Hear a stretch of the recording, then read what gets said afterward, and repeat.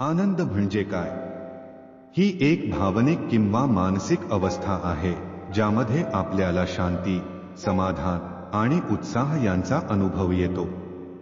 परंतु अनेक लोकांना असा वाटतो की आनंद हा केवळ बाह्य गोष्टींवर अवलंबून असतो, जसे की संपत्ती, यश, ऐहिक सुख. परंतु गौतम बुद्धांनी सांगितलं की खरं सुख हे अंतर्मनात असतं, बाहेरच्या गोष्टींमध्ये नाही. या कथेत आपण बुद्धांच्या शिकवणींनुसार कोणत्याही परिस्थितीत आनंदी कसे राहू शकतो याबद्दल जाणून घेऊ. एक साधी मुलगी आणि तिची समस्या. मित्रांनो, एकदा एका गावात एक साधी मुलगी राहायची. तिचं नाव अमृता होतं. अमृता नेहमीच चिंताग्रस्त आणि दुःखी असायची.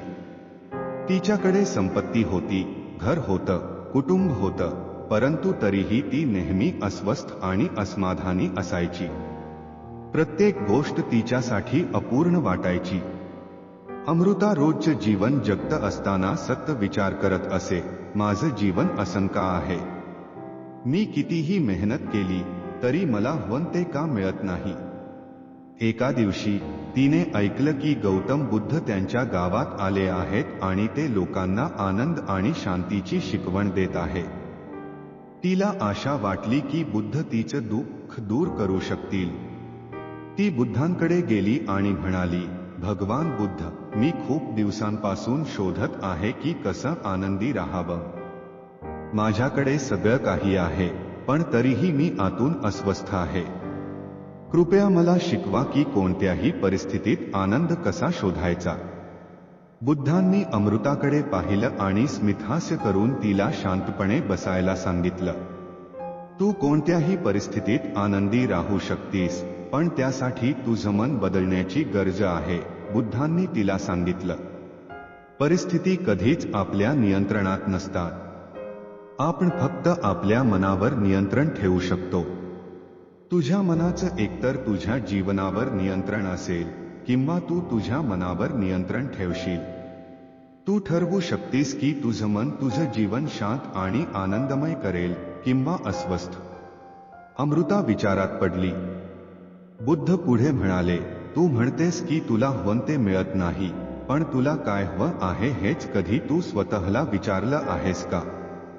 जेव्हा तू स्वतःशी प्रामाणिक होशील आणि तुझ्या अंतर्मनाचं ऐकशील, तेव्हा तुला कळेल की बाहेरच काहीही तुला खरा आनंद देऊ शकत नाही.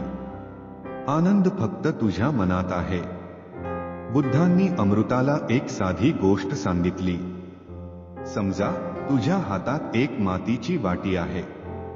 तुला वाटतं का की ती कायमस्वरूपी टिकेल? अमृता म्हणाली, नाही, ती वाटी तुटू शकते. बुद्ध म्हणाले, योग्य आहे. जेव्हा तुला वाटतं की एखादी गोष्ट कायमची आहे आणि नंतर ती तुटते, तेव्हा तुला दुःख होतं. पण जर तू आधीच मनातून तिचं तुटणं स्वीकारलंस, तर ती तुटल्यावर तुला कधीच दुःख होणार नाही. तुझं आयुष्य असंच आहे. संकट आणि समस्या येणारच, पण जर तू त्यांना आधीच स्वीकारलं, तर त्यांच्यामुळे तुला त्रास होणार नाही. अमृताला या गोष्टीचा अर्थ थोडासा कळला, परंतु तिला अजूनही मनात शंका होती. ती म्हणाली, भगवान, परिस्थिती इतक्या सोप्या असतील तर लोक इतके दुःखी का असतात? आपण जसा विचार करतो तसं प्रत्येक वेळी का होत नाही? बुद्धांनी तिला शांतपणे उत्तर दिलं, तुझं मन तुझ्या विचारांवर नियंत्रण ठेवतं. जर तू सकारात्मक विचार केलास आणि परिस्थिती स्वीकारलीस, तर तुला कोणतीही गोष्ट दुःखद वाटणार नाही. पण जर तू नकारात्मक विचार करत राहिलीस, तर कोणताही आनंद तुला सापडणार नाही. मन हे एक शक्तिशाली साधन आहे. ते तुझ्या जीवनाचं रूप बदलू शकतं.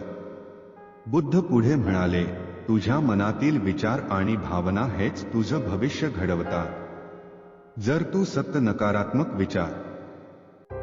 सतत नकारात्मक विचारांमध्ये राहिलीस, तर तुझं जीवन तसंच होईल. पण जर तू विचारांची दिशा बदललीस, तर तुझं जीवनही बदलू शकतं. अमृताला आता थोडा प्रकाश दिसला. तिने विचार केला, जर मी माझे विचार बदलले, तर मी खरंच आनंदी होऊ शकते. बुद्धांनी तिला एक छोटी गोष्ट सांगितली. एकदा दोन शेतकरी होते. दोघेही समान परिस्थितीत होते. पाऊस आला नाही, जमीन कोरडी पडली आणि पीक आले नाही, जणू हरवले. पहिला शेतकरी फार दुःखी झाला. त्याने आपल्या नशिबाला दोष दिला आणि म्हणाला, माझं आयुष्य संपलं. दुसरा शेतकरी मात्र म्हणाला, आता मी नवीन मार्ग शोधेन. कदाचित यावेळी मी काहीतरी नवीन पीक घेऊ शकतो. पहिला शेतकरी सतत दुःखी राहिला, तर दुसऱ्याने आपल्या मनात सकारात्मक विचार ठेवले आणि नवा मार्ग शोधला. काही महिन्यांनी दुसऱ्या शेतकऱ्याला चांगलं पीक मिळालं, पण पहिला अजूनही दुःखीच होता. बुद्ध म्हणाले, संकट प्रत्येकाच्या आयुष्यात येतात, पण त्यांना कसं हाताळायचं हे आपल्यावर अवलंबून असतं. जेव्हा तू सकारात्मक विचार करतेस, तेव्हा जीवनात कोणत्याही परिस्थितीत तू आनंदी राहू शकतेस.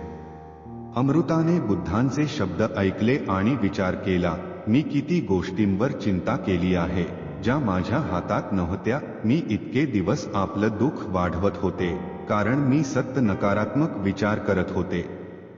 आता मला कळलं आहे की माझ्या आनंदाचं खरं उत्तर माझ्या मनातच आहे. बुद्ध पुढे म्हणाले, आनंद हा केवळ परिस्थितीवर अवलंबून नसतो. संकट येतात आणि जातात, परंतु त्यांना कसं हाताळायचं हे तू ठरवतेस. जर तू तुझं मन शांत ठेवलं आणि विचार सकारात्मक ठेवले, तर कोणत्याही परिस्थितीत तू आनंदी राहू शकतेस. अमृताला या गोष्टीचं खरं महत्त्व समजलं. तिने बुद्धांच्या शिकवणीनुसार आपलं मन बदलण्याचं ठरवलं. तिने आपल्या जीवनातील परिस्थिती स्वीकारण्यास सुरुवात केली, त्यातील शिकवण समजून घेतली आणि सकारात्मक दृष्टिकोन ठेवून पुढे जाण्याचं ठरवलं. बुद्धांनी सांगितलं की जीवनातल्या कोणत्याही परिस्थितीत तू आनंदी राहण्यासाठी तुला तुझ्या मनावर नियंत्रण ठेवायला शिकायला हवं. बाह्य गोष्टींमुळे तुझं मन दुःखी होतं, पण खरं समाधान तुझ्या आतच आहे. बाह्य परिस्थिती बदलत राहतील, पण तुझं अंतर्मन शांत आणि समाधानी असेल, तर कोणतीही परिस्थिती तुला तोडू शकत नाही. बुद्धांच्या शिकवणी ऐकून अमृताने निर्णय घेतला की ती तिच्या जीवनातील प्रत्येक गोष्ट सकारात्मक दृष्टिकोनातून पाहण्याचा प्रयत्न करेल. तिने परिस्थिती स्वीकारायला आणि जीवनात नवीन मार्ग शोधायला सुरुवात केली. त्यामुळे तिच्या जीवनात एक नवीन प्रकाश आला. मित्रांनो, गौतम बुद्धांनी सांगितल्याप्रमाणे आनंद हा बाहेरच्या गोष्टींवर अवलंबून नसतो, तो आपल्या मनात आहे. जर आपण आपल्या विचारांची दिशा बदलली, तर जीवनही बदलू शकतं. कोणत्याही परिस्थितीत आनंदी राहण्यासाठी आपण आपल्या मनावर नियंत्रण ठेवायला शिकायला हवं. आनंद अंतर्मनात असतो. आपण बऱ्याचदा बाह्य गोष्टींमध्ये, जसे की संपत्ती, यश किंवा इतर भौतिक सुखांमध्ये आनंद शोधतो. परंतु गौतम बुद्धांनी सांगितल्याप्रमाणे खरा आनंद आपल्या अंतर्मनात असतो. बाह्य गोष्टी क्षणिक असतात, पण आपलं मन शांत आणि संतुलित असेल, तर आपण कोणत्याही परिस्थितीत आनंदी राहू शकतो. स्वीकृती आणि सोडून देणं. जीवनात संकट येणारच, परंतु त्यांना शांतपणे स्वीकारायला शिकावं. जेव्हा आपण गोष्टींना स्वाभाविकरित्या घडू देतो आणि त्यांच्याशी लढण्याचं सोडतो, तेव्हा मनातली अस्वस्थता दूर होते. गोष्टी जशा आहेत तशा स्वीकारल्या की मन शांतीचा अनुभव घेतं. परिस्थिती नकारात्मक असेल तरी त्याकडे सकारात्मक दृष्टिकोन ठेवणं आवश्यक आहे. नकारात्मक विचारांनी आपला आनंद हिरावला जातो, तर सकारात्मक विचारांनी मन स्थिर आणि सुखी होतं. संकटांचा स्वीकार करून त्यातून नवीन मार्ग शोधला की जीवनात यश आणि शांती मिळते. मनाचं नियंत्रण आपलं मनच आपल्या जीवनाचं भविष्य घडवतं. जर आपण आपल्या मनावर नियंत्रण ठेवलं, त्याला सकारात्मकतेकडे वळवलं, तर आपण कोणत्याही परिस्थितीत समाधानी राहू शकतो. आपल्या मनावर ताबा मिळवणं हेच खरं सुख आहे. आपल्याला खरं काय हवं आहे याचा विचार करायला हवा. कधी कधी आपण जीवनातलं समाधान गमावतो, कारण आपण नेमकं काय शोधत आहोत हेच कळत नाही. आत्मपरीक्षण करून आपल्याला आपल्या गरजांचा आणि इच्छांचा शोध घ्यावा लागतो. मित्रांनो, जर ही कथा तुम्हाला आवडली असेल तर खालील पायरी अवश्य पूर्ण करा. लाईक करा. तुमचा एक लाईक आम्हाला आणखी उत्तम कथा तयार करण्यासाठी प्रोत्साहित करतो. शेअर करा. ही प्रेरणादायक कथा तुमच्या मित्रमैत्रिणींना आणि कुटुंबियांना शेअर करा, ज्यामुळे त्यांनाही या कथेमधील शिकवण लाभेल. कमेंट करा. तुमच्या विचारांना महत्त्व आहे.